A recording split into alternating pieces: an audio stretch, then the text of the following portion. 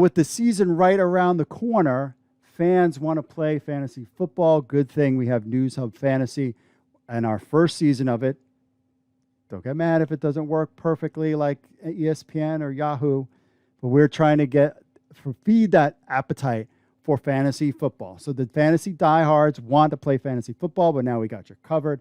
Remember, the News Hub Fantasy is the website. It is currently in alpha with many changes, additions planned for the future. So the alpha version, USFL News Hub Fantasy Football League, must have 8 controlled teams only, each consisting of 10 roster spots. There are 7 active, QB, running back, 2 wide receivers, a flex, tight end, and kicker, and 3 bench spots. You could not go 12-round fantasy draft because there's just not enough players. Keeping it at 8, keeping everything for this first season, but then things could change in the future. You can set up, you can do head-to-head or points only. You can have a live. I have to turn off the live auction. We're not going to do that. Auto pick, offline drafts, we can do that too. Got a lot of, if you have questions, just go to newshubfantasy.com/help. Now, here's his top projected players for the draft. Let me know what you think in the comments. For the top 5 projected fantasy players at each position, he's got quarterback, number 1, Jordan Ta'amu. Been hearing across the board that a lot of people think he is the best. Kyle Slaughter at number 2. Brian Scott at number 3. I really like Brian Scott and the Philadelphia Stars. That's my early season pick, but I think Tampa will do good. Shea Patterson, Michigan Panthers, and Alex Magoo from the Birmingham Stallions. That's his top 5. Of course, Ta'amu is a fan favorite with the Battlehawks. Slaughter is above average athlete who will be another USFL's top dual threat. He shifted from wide receiver to tight end to quarterback in college and caught the attention of many NFL scouts at throwing at Colorado's Pro Day in 2017. He spent time with the Vikings, Cardinals, Bears, Lions, and Raiders.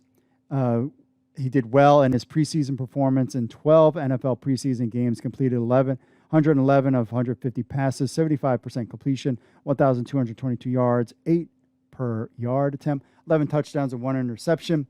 Brian Scott is a little best known, but many will like him as one of the league's top quarterback options. Once labeled the Aaron Rodgers of Division III, recently been a 2-time MVP of the Spring League, also winning the Spring League's championship. He reunites with head coach from the Spring League, Bart Andrus, who's now running the show at the Philadelphia Stars. That's why I think they have a thing going on there. I think they'll be well. Running backs, Devon Smith, Pittsburgh Maulers, Darnell Holland, Philadelphia Stars, Mike Weber, New Jersey Generals, Steve Scott III, Michigan Panthers, and C.J. Marvell of the Birmingham Stallions, running out his top running backs. Devon Smith should be a familiar name. It's spring football fans. He spent time with the Alliance of the Apollos, Tampa Bay Vipers, where I remember him. While with the Apollos, Smith served as a backup to now Cleveland Browns running back Dionis Johnson. Remember his big run this past year, did pretty well to fill in.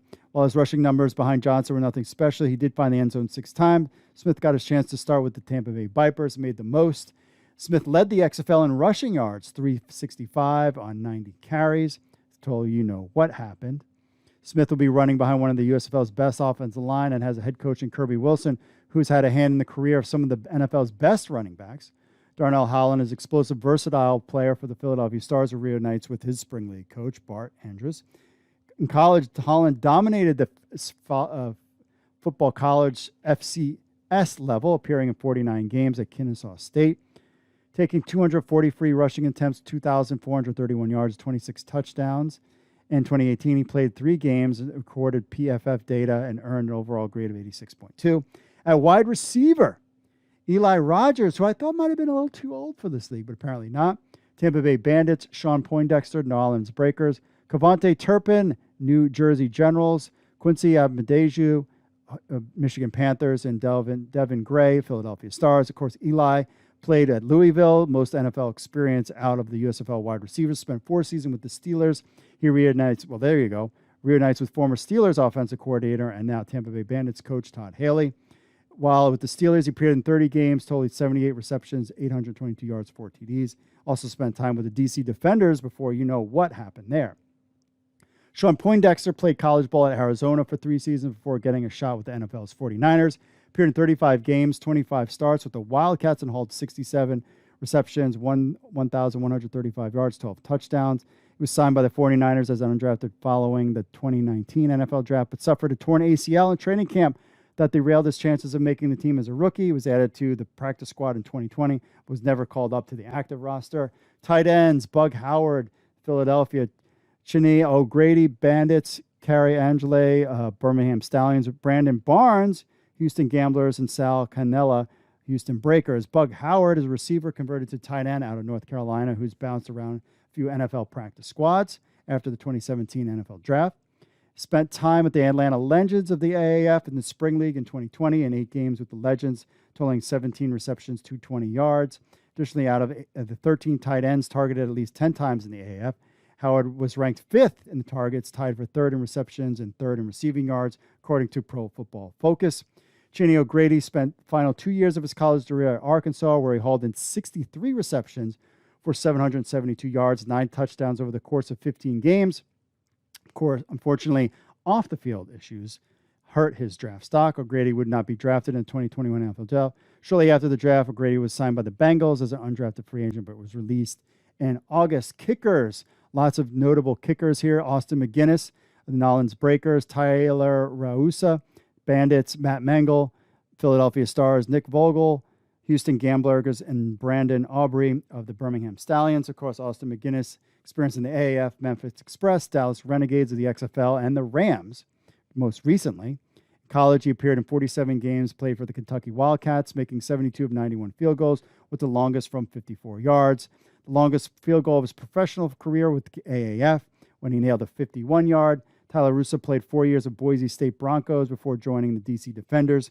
Appeared in 27 games with the Broncos, 34 of 43 field goal attempts with the longest 51. Longest field goal of his career was 54 yards with the DC Defenders. So what do you think of Matt Lyons' list? Do you agree with the preseason rankings? You've got a quarterback, Tamu, Slaughter, Scott, Patterson, Magoo.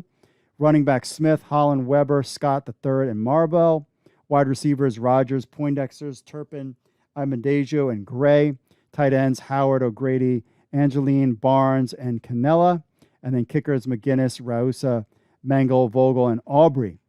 What are your takes? Do you think Matt Lyons has it correct when it comes to some USFL fantasy football? Let us know in the comments. And we'll be back with more of your stuff right after this. Stay tuned, my friends.